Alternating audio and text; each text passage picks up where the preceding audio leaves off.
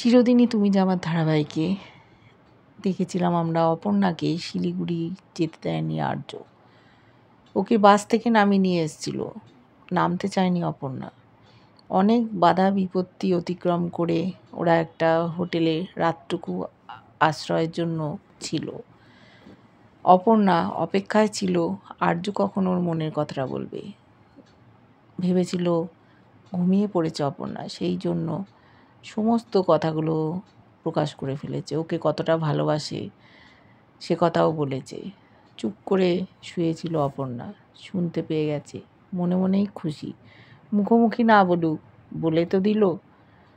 কাঁদছে, বলতে পারছে না বলে। ওর হৃদয় জুড়ে অপর্ণা কতটা জায়গা দখল করে আছে সমস্ত কথাটা জানতে পেরেছে। সকাল হয়েছে, কিঙ্কর খোঁজ নিয়ে সেই হোটেল অবধি এসে পৌঁছে গেছে। দুটো গাড়ি এনেছিল, একটায় অপর্ণাকে বাড়ি পাঠিয়ে দিল, আর একটায় কিঙ্কর নিয়ে গেল আর্যকে। আর্য শুধু অফিসে গেছে, দেখেছিল মীরা। ওর মনটা খারাপই হয়ে গেছে। এইভাবে আর্যকেও দেখবে ভাবতে পারেনি। এদিকে পরিবারের লোকজন চিন্তায় ছিল। অপর্ণা বাড়ি ফিরতে সবাই খুব খুশি হয়েছে। আর্য স্যারই যে ফিরিয়ে এনেছে এ কথা ওরা ভাবতে পারছে না। ওর মা সরল সাদাসিধে মানুষ, মেয়েকে গ্রাস করে করে খাইয়ে দিচ্ছে। বলছে বুঝতে পেরেছে হয়তো এইটুকু মেয়ে মা বাবাকে ছেড়ে যাবে, তাই আর্য স্যার ফিরিয়ে এনেছে। কিন্তু ওর বাবা এটা ভালো চোখে দেখছে না। বলছে আর্য স্যার এরকম মানুষ কি করে, একবার ওকে পাঠিয়ে দিচ্ছে আবার নিজে গিয়ে নিয়ে আসছে। উনি কত বড় কোম্পানির একজন মালিক, এগুলো তো শোভা পায় না। এটা উনি কী করছেন? এদিকে অপর্ণা মনে মনে সব কথাগুলো চিন্তা করছে। আর্য স্যার ওকে ভালোবাসি বলেছে। খাওয়াটা শেষ না করেই ও বলল আমি যাচ্ছি, একটু রুম্পার সাথে কথা বলবো। ওর বাবা আটকালো, বলল দেখ মা, তুই বরং পড়াশুনো কর। চাকরি করলে পড়তে পারবি না, এরকম চাকরি অনেক পাবি, তাই পড়াশুনোর দিকে মনটা দে। বলছে বাবা তুমি চিন্তা করো না, আমি চাকরির সাথে সাথে পড়াটাও ঠিকঠাক করব। বাবার একটু সন্দেহ হচ্ছে কেন আর্য স্যার এরকম করছে। ওদিকে মীরা অফিসে গিয়ে দেখছে ওকে একটা আর্য সিংহ রায় পেন উপহার দিয়েছিল। ছোটোখাটো উপহার, কিন্তু মানুষের মনের মধ্যে থেকে যায়। সেটা বার করে ভাবছে, কিন্তু চোখাচোখি হয়ে জিজ্ঞেস করতে পারবে না কেন অপর্ণার সাথে রাত কাটিয়েছে, তাও একটা ওরকম নিম্নবিত্ত হোটেলে। এসছে কিঙ্কর ওর কাছে, বলছে তুমি ভাবছো তো আর্যর কথা? বললো দেখো আমার কিছু বলার নেই। বললো তুমি জিজ্ঞেস করবে না? বলছে না, ও আমার রোল মডেল, ও আমার জীবনে কতটা গুরুত্বপূর্ণ একটা মানুষ তুমি জানো না। ওর সামনে দাঁড়িয়ে আমি এসব কথা বলতে পারবো না, অপ্রস্তুত করতে পারবো না, তাই চুপচাপ থাকাই শ্রেয়। কিন্তু এরকম কেন করলো সেই নিয়ে কিঙ্করের প্রশ্ন। কিঙ্কর চলে গেছে আর্যর ঘরে। আর্য চুপ করে যেন থম মেরে বসে আছে, কোনো কথা বলছে না। আর্য বলল কিঙ্কর আমার শরীরটা ভালো নেই। বলল তা তো হবেই, সারা রাত জেগে আছো, কেন হঠাৎ এরকম সিদ্ধান্ত নিলে? সকলে যদি জানতে পারতো তখন কি হতো? সোশ্যাল মিডিয়ায় পোস্ট হয়ে যেত, খবরের কাগজে বড় বড় করে বেরোতো আর্য সিংহ রায় তারই একটা অফিস কলিগের সাথে রাত কাটাচ্ছে এরকম একটা হোটেলে। কত বদনাম হয়ে যেত। যে মেয়েটির সাথে রাত কাটাচ্ছ সে কিনা 25 বছরের ছোট। এর থেকে আর লজ্জার কথা কিছু হতে পারে না। বারবার বলছে আর্য, কিঙ্কর চুপ করো, আমার শরীরটা ভালো নেই, বলছি না এখন যেতে, কিন্তু বলছে আজ আমাকে থামাতে পারবে না তুমি। তুমি যে কাজটা করেছো এটা ঠিক করোনি। আমি তোমাকে ছায়ার মতো পাহারা দিই, দরকার হলে নিজে বুক পেতে দেবো গুলির সামনে, কিন্তু আগলে রাখবো। এইটা যদি তোমার মা জানতে পারে তখন কি হবে? অফিসের লোকেরা হয়তো কিছু বলবে না, চুপচাপ থাকবে, কিন্তু ওই মেয়েটা অপর্ণা বলে কীরকম মেয়ে, যে তার বসের সাথে একটা ঘরে রাত কাটিয়ে এলো, এতটুকু মেয়ে, এত বড় সাহস, মা বাবাকে কি বলবে? আমি তো এটাই ভাবতে পারছি না, কীরকম ধরনের মেয়ে। বারবার থামতে বলছে আর্য, শুনছে না কিঙ্কর, বলেই যাচ্ছে। বলছে ওই মেয়েটা, বলছে না ওই মেয়েটা না, ওটা অপর্ণা। তখন বলল যাই হোক, অতটুকু একটা মেয়ে, তার কোনো লাজ লজ্জা নেই? কেন এরকম করছে? কিভাবে তোর মাথাটা খাচ্ছে? কিছুতেই কিঙ্করকে বোঝাতে পারছে না। কিঙ্কর অনেক খারাপ কথা বলছে অপর্ণাকে নিয়ে, বলছে এরা এইরকমই মেয়ে, তোর কাছ থেকে সমস্ত কিছু নিংড়ে নিয়ে নিতে চায়। বলেই যাচ্ছে যখন, তখন আর সহ্য করতে না পেরে কিঙ্করের গালে সজোরে এক চড় মেরে দিয়েছে। কিঙ্কর তো হতবাক, অপর্ণার নামে বলছে বলে ওকে মেরে দিল।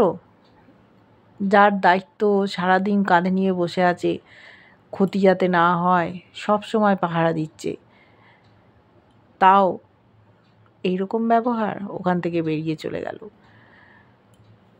হঠাৎ ঝোঁকের বশে মেরে দিয়েছে। ওদিকে রুম্পার সাথে দেখা করতে গেছে অপর্ণা, ছাতে ওর হাত ধরে নাচ করেই যাচ্ছে, বলছে তোকে এত খুশি দেখাচ্ছে, কি ব্যাপার বল। আর্য স্যার কি শেষ পর্যন্ত নিজের মুখে স্বীকার করলেন যে তোকে ভালোবাসে? বললো হ্যাঁ স্যার বলেছে, বলল যে আমি ঘুমিয়েছিলাম এইটা মনে করেছে, কিন্তু আমি তো ঘুমোইনি, আমি সারা রাত জেগে আছি, উনি কখন আমাকে বলবেন ভালোবাসেন।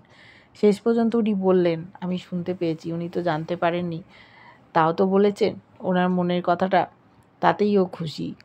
খুব হাসছে, বলছে তোদেরকে দেখে মনে হয় মেড ফর ইচ আদার। যদিও বয়সের অনেকটাই তফাৎ। অপর্ণা তো খুব খুশি হয়েছে, শেষ পর্যন্ত ও জিতে গেছে। ওদিকে কিঙ্কর একটা ঘরে গিয়ে চুপচাপ বসে আছে। আর্য যে মারবে অপর্ণার জন্য এটাও স্বপ্নেও ভাবেনি। দেখেছি আর্য দুটো খাবার নিয়ে কিঙ্করের ঘরে গেছে। কিঙ্করকে কিছু বলতে চায়, কিঙ্কর বলল আমি জানি তুমি কি বলবে, যে আমাকে মেরেছো তার জন্য ক্ষমা চাইবে, আমি এইসব কথা শুনতে চাই না। আর্য বলল আমি এইসব কথা বলতেও আসিনি, আমি হঠাৎ করে রেগে গেছিলাম, অপর্ণাকে নিয়ে বলাতে আমার ভালো লাগেনি। অপর্ণার কথা বাদ দিলাম, যে কোনো মেয়েকে নিয়ে এরকম খারাপ কথা বললে আমি মেনে নিতাম না। একবার তোমার ভেবে দেখা উচিত ছিল। কেন বলছো? ও একটা ছোট মেয়ে। তখন বলছে কিঙ্কর আমি আর এসব নিয়ে কথা বলতে চাই না। ওরও চোখে জল। নিয়ে এসছে দুজনের জন্য লাঞ্চ। তখন বলল তুমি এটা খেয়ে নাও, আমি লাঞ্চ এনেছি, কিন্তু খেতে চাইছে না। তখন বলল যে আমি ফ্রাইড রাইস আর চিলি চিকেন এনেছি। কিঙ্কর তখন বলছে যে এই কথাটা তো আগে বলতে হয়। ওদিকে আর্যর চোখে জল, জড়িয়ে ধরেছে কিঙ্করকে, বলল যে আমার সব থেকে ভালো বন্ধু তুমি, এটা তো অস্বীকার করার উপায় নেই। যখন দুজনের মধ্যে আমাকে বাঁচতে বলা হয়েছিল, আমি তো অপর্ণাকে বাঁচিনি, তোমাকেই বেছেছিলাম। আমি চাইনি ও শিলিগুড়িতে যাক, সেই জন্যই ওকে আমি নিয়ে এসেছি। আমার মনের মধ্যে তোলপাড় করছিল, অতটুকু একটা মেয়ে, সে চলে যাবে মা বাবাকে ছেড়ে, আর হোটেলে রাতটুকুই কাটিয়েছি। ও অনেক ছোট, ওকে নিয়ে এইসব কথা বলার কোনো মানে হয় না, সেই জন্য আমার রাগ হয়ে গেছে। মেয়েটা খারাপ মোটেও না। তারপর দেখলাম কিঙ্কর চামচে করে খাবার খাইয়ে দিচ্ছে, দুজনেই কাঁদছে, দুজনে অসম্ভব ভালো বন্ধু। কিঙ্কর বলছে আমি চাই না যে তোমার বদনাম হোক, ক্ষতি হোক, দরকার হলে আমি সামনে এগিয়ে যাব, আমি আটকে দেব। সেই জন্যেই আমি বারবার কোনো কাজ করা থেকে আটকে দিই। যখন বুঝতে পারি এটা ভুল হচ্ছে, সেটা আর্যও জানে, কিন্তু অপর্ণাকে ভালোবেসে ফেলেছে। কারণটা কি এত ছোট মেয়েকে ভালোবাসার? বদনাম হয়ে যাবে দিকে দিকে, এরম হয় না? কোনো দিন ওর চরিত্রের বদনাম নেই, কিন্তু অপর্ণাকে দেখলে নিজেকে ঠিক রাখতে পারে না। মেয়েটার মধ্যে যেন একটা অদ্ভুত জাদু আছে। কিছু ঘটনা ওর অতীতের আছে যেটা আমরা এখনও জানি না। কী ঘটেছিল আর্যর সাথে কিঙ্কর জানে।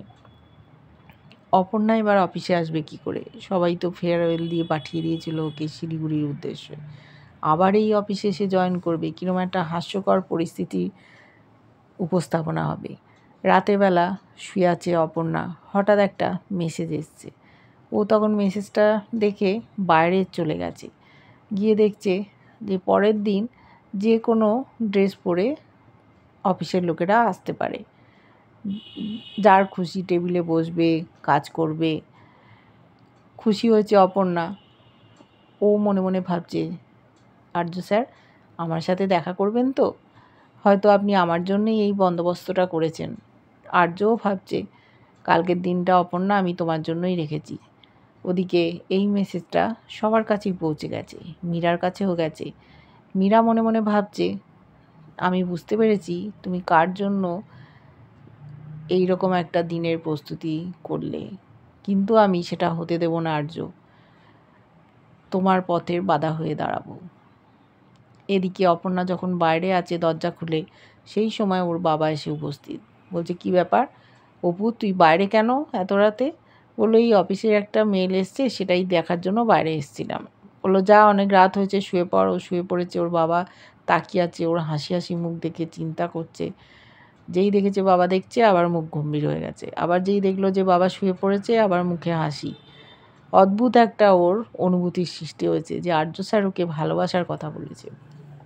এবার দেখব কি করে মীরা সমস্ত ব্যাপারটা পণ্ড করে দেয়। কেমন লাগছে জানিও। ভালো লাগলে লাইক কমেন্ট সাবস্ক্রাইব করা, যারা ফেসবুক পেজ থেকে দেখছো ফলো করে সাথে থাকার অনুরোধ রইল।